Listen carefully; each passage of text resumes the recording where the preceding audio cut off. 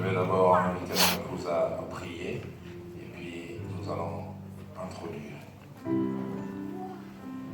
Seigneur, nous voulons te confier ce moment. Nous sommes là pour toi, pour que tu nous parles, pour que tu nous rapproches de nous, éternel Dieu Tout-Puissant. Nos cœurs ont soif de toi. Nos couples ont soif de toi. Seigneur, par ton esprit, glorifie ton nom. Que l'édification soit pour nous et la gloire pour toi et pour toi seul. Au nom de Jésus.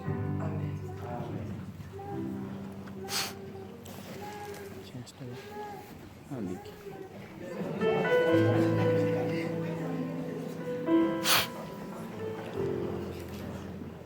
Je voudrais d'abord, au nom de mon épouse et moi-même, rendre grâce à Dieu pour ces privilèges qui est le nôtre d'être au milieu de vous.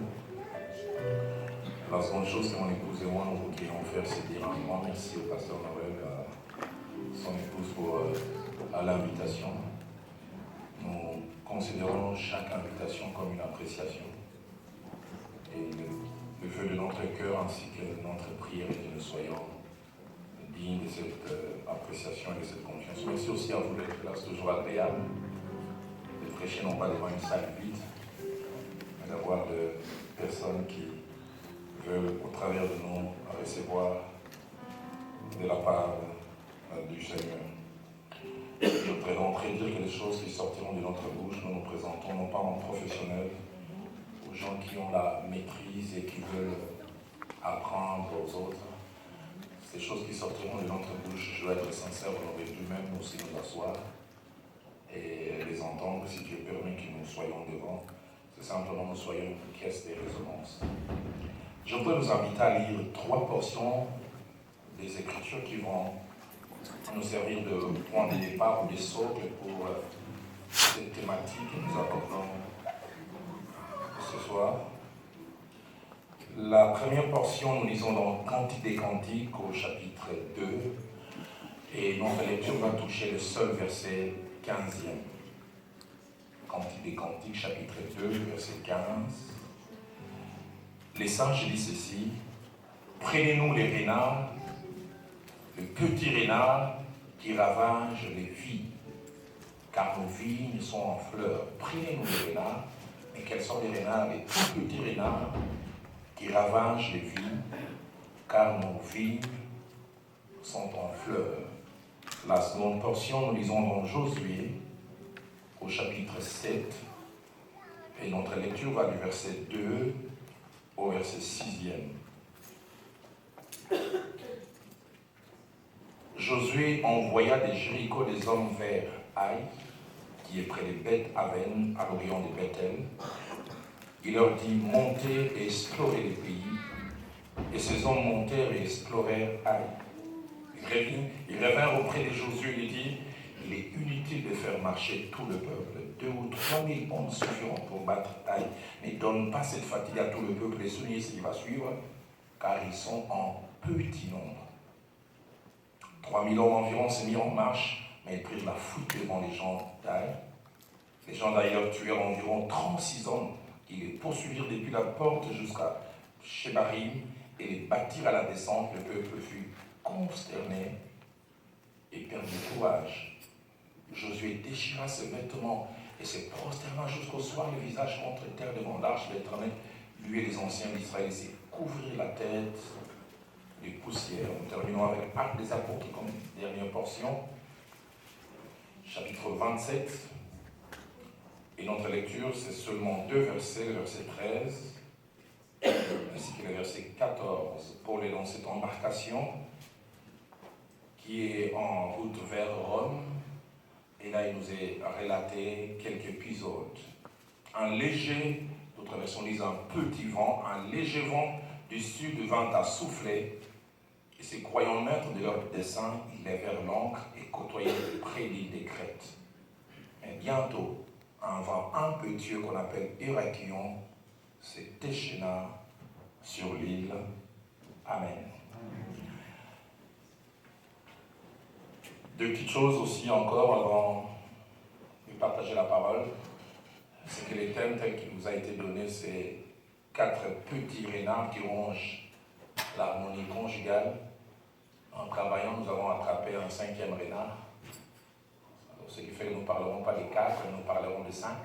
5 petits renards qui rongent l'harmonie conjugale.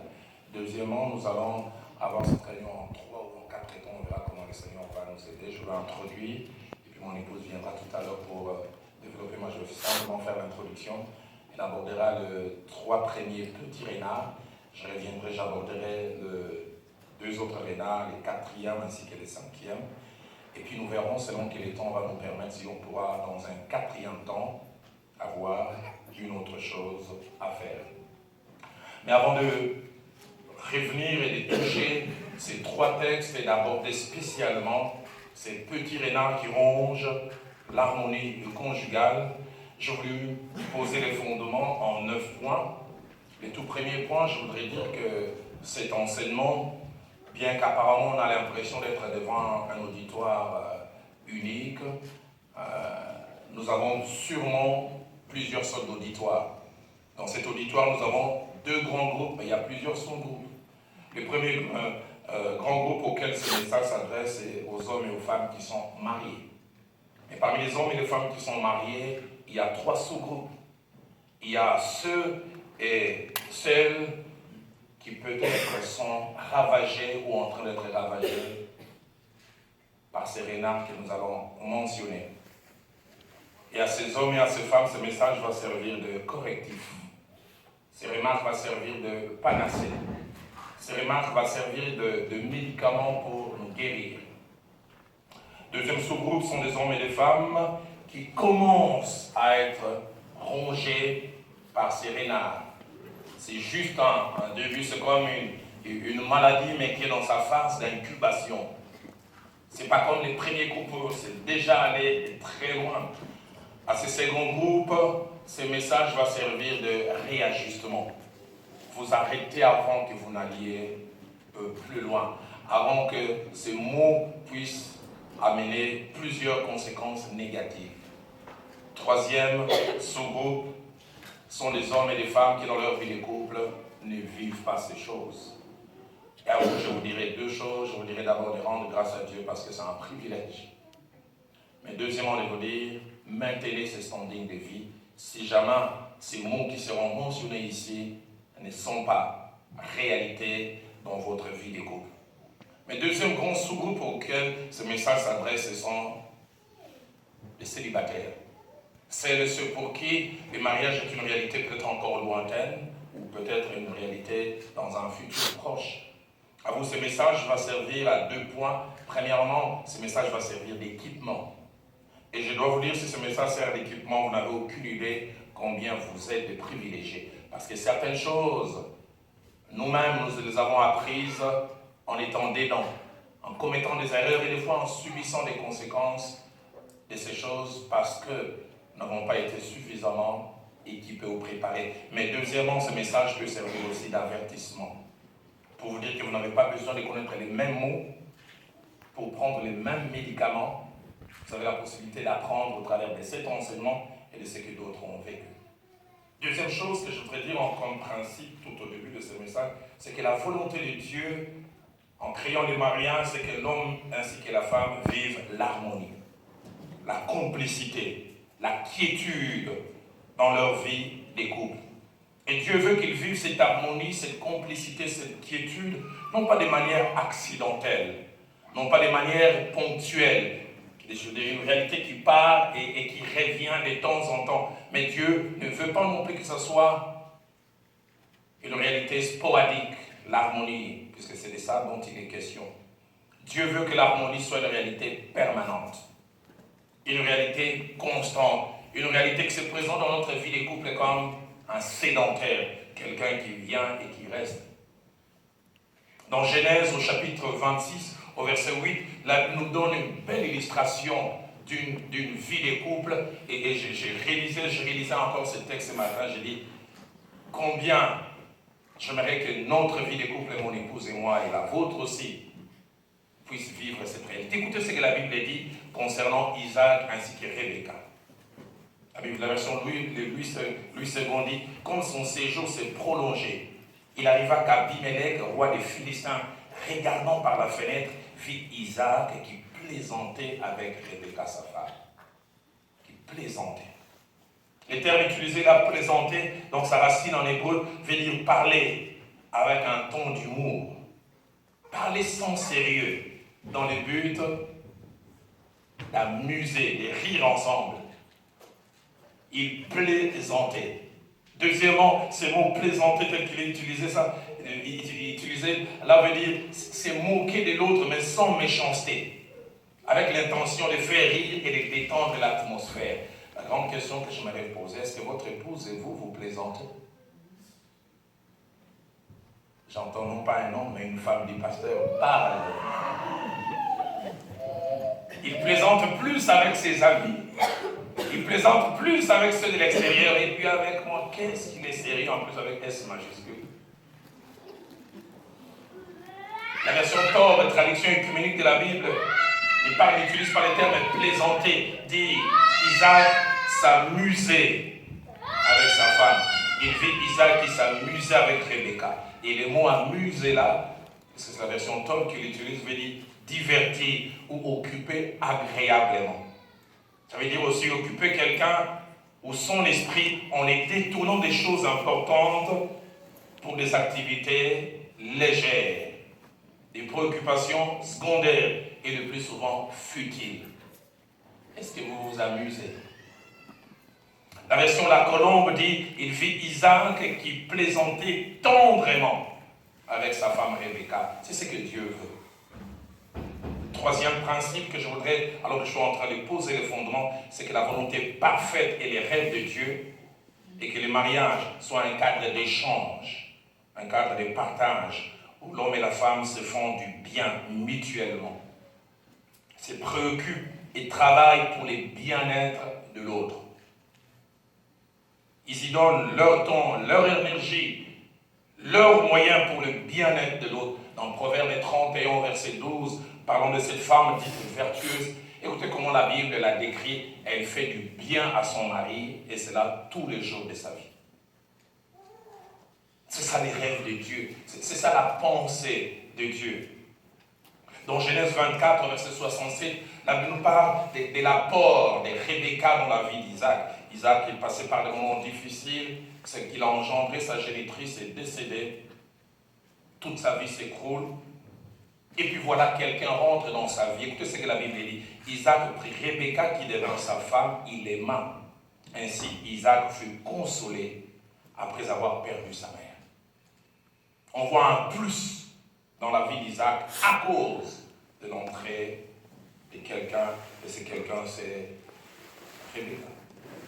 Quatrième chose que je place comme fondement, c'est que cette harmonie qui est le rêve de Dieu, lorsqu'elle est souvent absente, lorsqu'elle est brisée, lorsqu'elle est fragilisée, elle l'est parce que les conjoints, soit individuellement ou collectivement, ne font pas certaines choses, ou font certaines choses, mais de la mauvaise manière.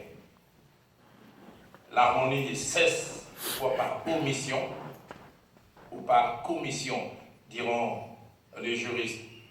Et cette omission ainsi que cette commission se font soit volontairement ou involontairement. Écrivant aux Corinthiens, l'apôtre Paul leur fera cette recommandation dans 2 Corinthiens 2, verset 11, il dit « Vous ne devez pas laisser l'avantage à Satan sur nous, car, ajoute-t-il, nous n'ignorons pas ses desseins. Il est bon que nous puissions faire un effort de savoir qu'il y a un ennemi qui ne veut pas de cette complicité, de cette harmonie entre nous et notre épouse, et qui peut utiliser nos manquements pour venir placer des fissures dans notre vie de couple. Et ma prière et l'effort de notre cœur, c'est que nous ne puissions pas être de ceux et de celles qui ouvrent ces portes. Un cinquième fondement que je place comme principe, c'est que Dieu ne veut pas que les conjoints deviennent comme des co-voisins. Des gens n'ayant rien en commun, la seule chose qu'ils ont en commun, c'est qu'ils partagent un voisinage géographique. On vous voit dans la même maison, même périmètre, mais vous n'avez rien en commun.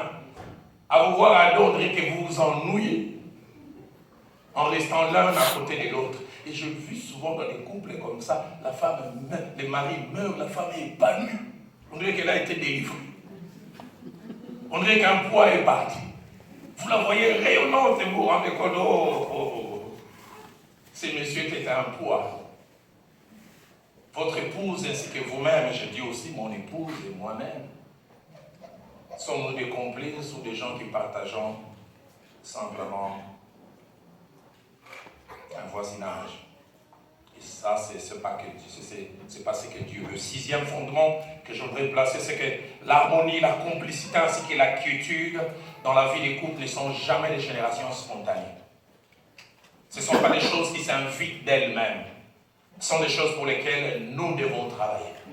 Pour que ces choses s'invitent, ça va te coûter, ça va me coûter, mais ça va nous rapporter à nous tous. Ce ne sont pas des choses qui s'invitent, nous croisons les bras, nous ne faisons rien. Et ces choses s'invitent. Septième fondement, chaque fois que l'harmonie ainsi que la complicité sont brisées, plusieurs conséquences s'invitent. La première, c'est que les conjoints eux-mêmes souffrent. Deuxième conséquence, c'est que ceux qui nous sont le plus proches, les enfants, subissent les effets collatéraux.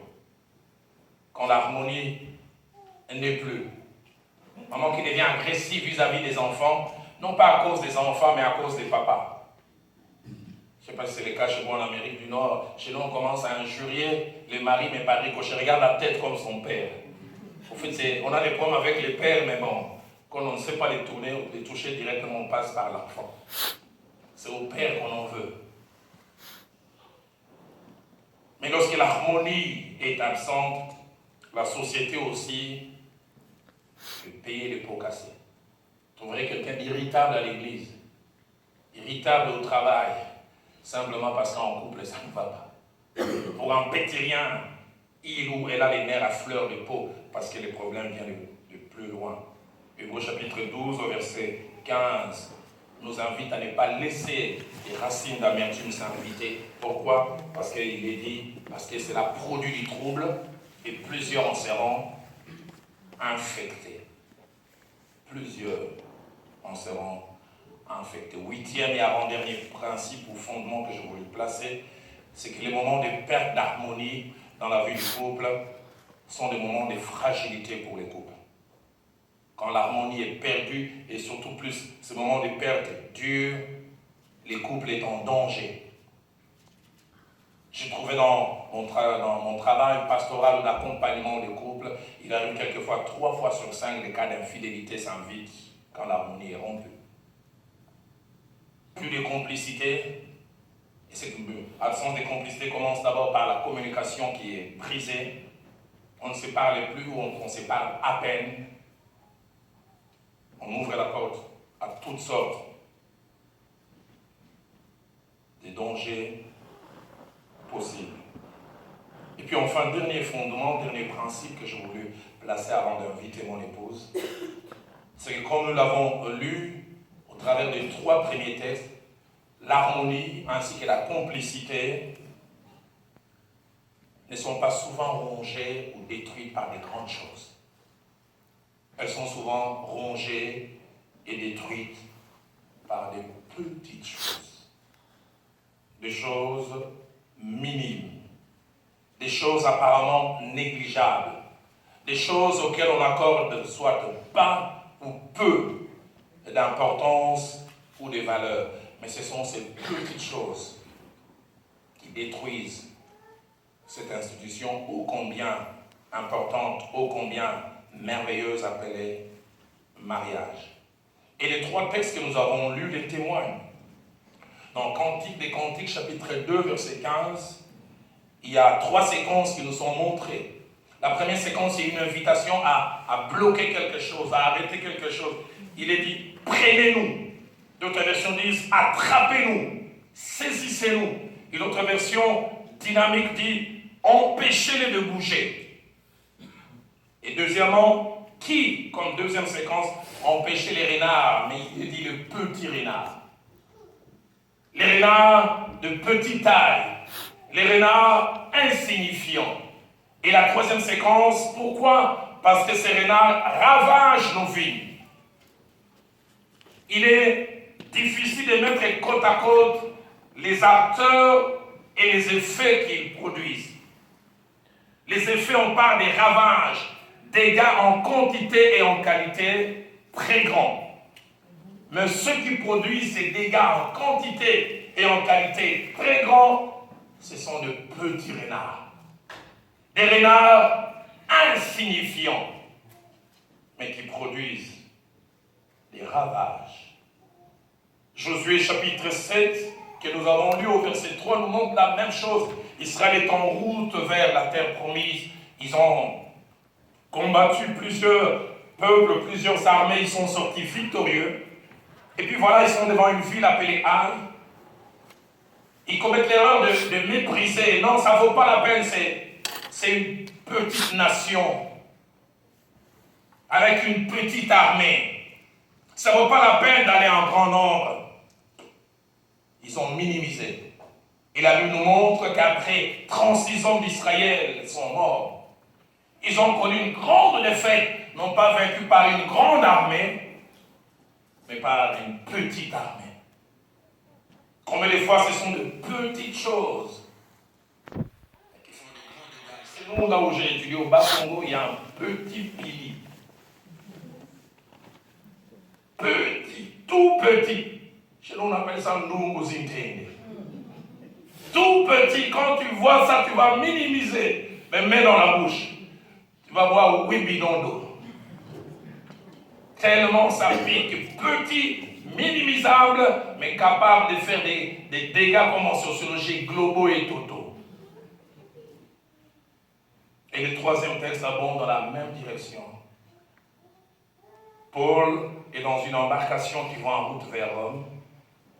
Alors qu'ils veulent lever l'ancre, un vent s'invite, la Bible dit un léger vent. D'autres versions disent un petit vent. Sûrement. Et la Bible dit ces croyants maîtres de leur destin. Ils ont méprisé, ce n'est qu'un petit vent. Non, on peut naviguer. Et à peine ils commencent la navigation, le même petit vent se transforme en un grand vent que la Bible appelle Hérakion. Et si nous lisons la suite, ils ont perdu toute l'embarcation. Pourquoi? Parce qu'ils ont dit, c'est pas si grave. Combien de petites choses que nous minimisons, que nous méprisons, arrivent à causer des ravages. Et mon épouse qui va me succéder va commencer à parler de ces petits renards, le premier, le deuxième, le troisième, avant que moi je ne puisse revenir. Que Dieu nous bénisse.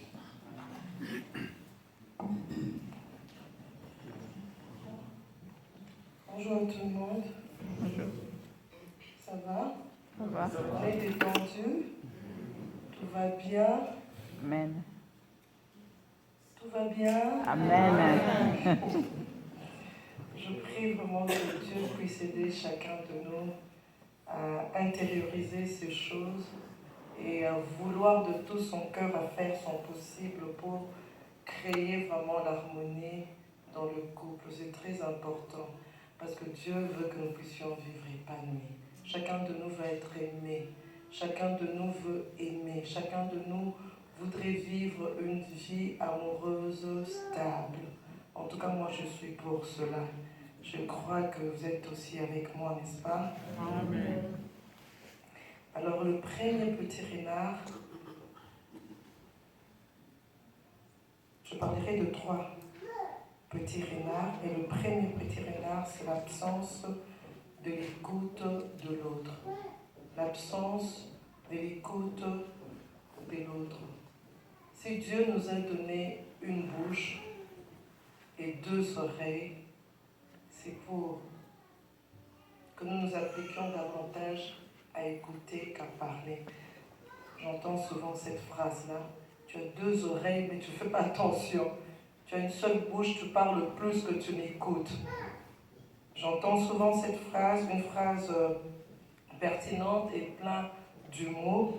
Mais au travers de cette phrase-là, avec du haut de mes 47 ans d'existence, j'ai compris que ce n'était pas facile d'écouter. Écouter n'est pas facile. Écouter, ça demande beaucoup de discipline.